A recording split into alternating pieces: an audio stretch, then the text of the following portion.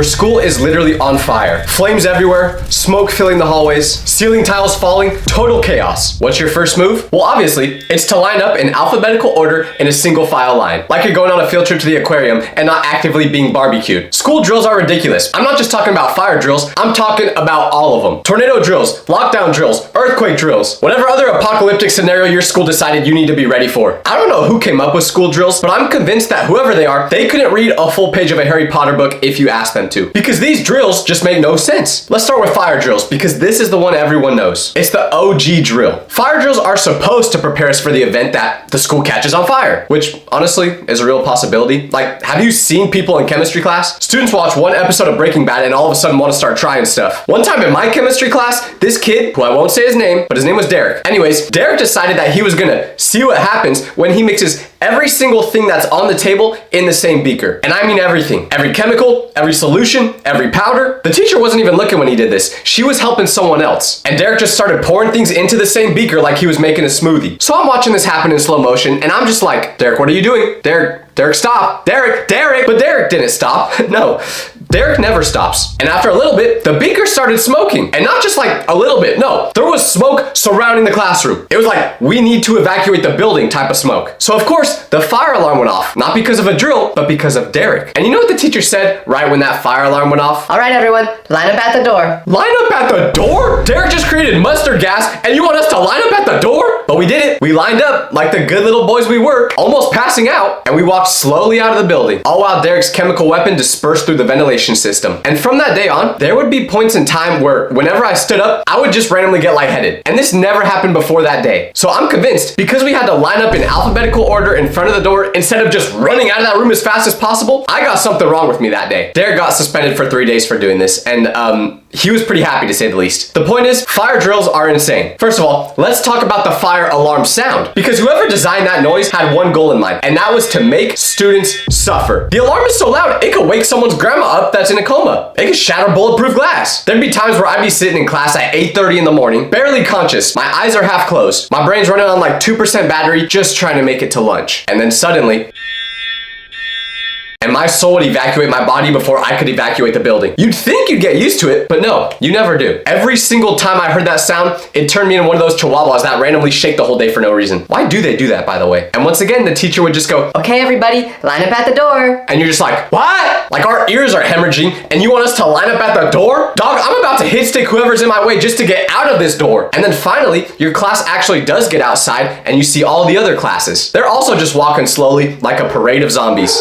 I used to see kids walking out of their classes with their hands over their ears, trying to protect what was left of their hearing, and the teachers had the audacity to tell them to put their hands down. Sorry, little Timmy. I know your eardrums are bursting right now, but I'm gonna need you to take your hands off your ears. Thank you. What do we need our hands down for anyway? In case we need to catch the fire? Are we gonna high five all the other people who made it out? Good job escaping the fire, bro. Yeah. And here's the thing that really gets me. Here's what keeps me up at night. In a real fire, no one's walking in a single file line. If there's actual flames, actual smoke, actual real danger inside that building, everyone in there is turning into prime Derrick Henry. It's about to look like Olympic tryouts with the way students will be hurtling over desks, shoving grandmas out the way, doing whatever it takes to get out of there as fast as humanly possible. And that's not me being dramatic, that's just the truth. It's just survival instincts. This is what kept our ancestors alive when they were being chased by saber-toothed tigers. Shout out to all our ancestors, by the way. I feel pretty bad for them. They never got to doom scroll. And you know what else I don't understand about fire drills? Why do the teachers take attendance making sure everyone is here? Because if you're taking attendance on that grass while the school is burning down and you find out Kevin and Miles are missing, what's the plan then, huh? Is she gonna heroically charge through the flames to find Timmy, who's been in the bathroom for the past half hour? No, she ain't doing anything. So what was even the point of the head count? Just to have accurate records for the memorial service? Oh, so it looks like we're missing 2 students. That's unfortunate. Anyways, does anyone have any questions about the homework? And 9 times out of 10, if there is a student missing during a fire drill, odds are they just left school when they heard that bell ring and went to Taco Bell. But fire drills aren't even the worst ones. At least with fire drills, the plan makes some kind of sense. Get out of the building. Simple. The way they do it is flawed, but at least they're trying. Tornado drills, on the other hand, make absolutely no sense. Like, None whatsoever. Now, I don't know why we even did tornado drills at my school, considering the fact that I went to school in California. Like, the closest thing I've ever experienced to a tornado is when I went through a self-service car wash. But despite this, we had tornado drills multiple times a year, and the tornado drill procedure is absolutely wild. So the tornado alarm would go off, which was different from the fire drill alarm, but equally annoying. Sounded like a dying whale pretty much. Very soothing. But instead of going outside like during a fire drill, this time everyone would gather into the hallway, and we'd get down on our knees, face the wall, and put our hands on the back of our head. That was it.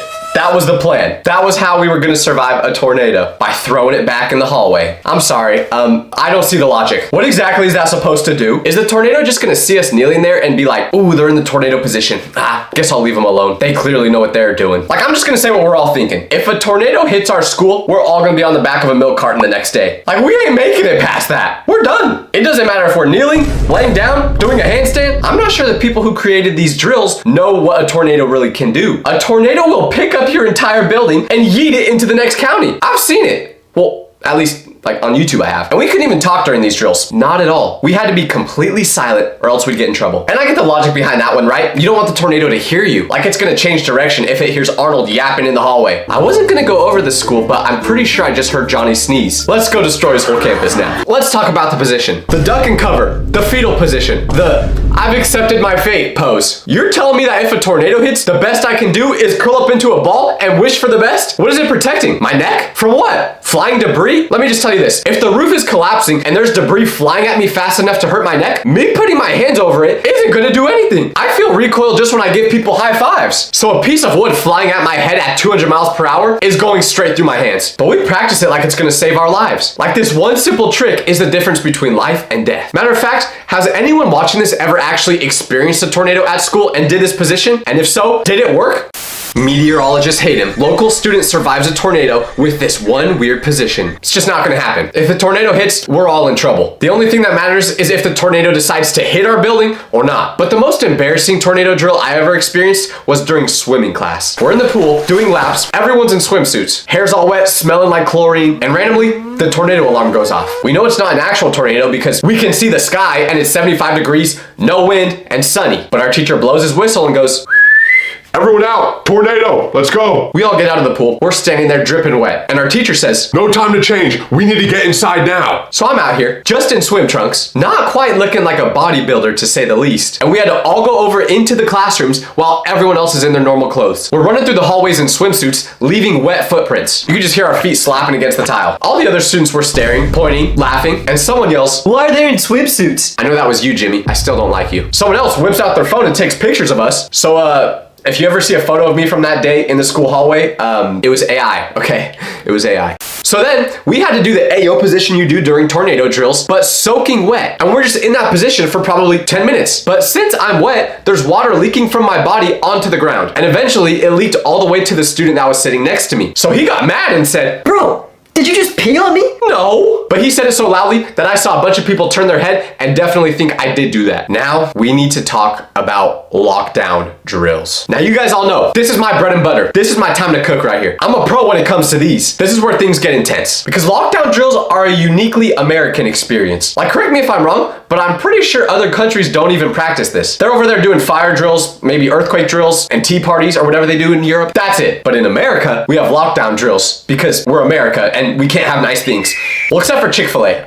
It's weird that you guys don't have that in any other countries yet. It truly is amazing. The perfectly crusted chicken, the waffle fries, and the sauce. Oh, the sauce. Wait, what was this video about again? Oh, okay, drills, here we go.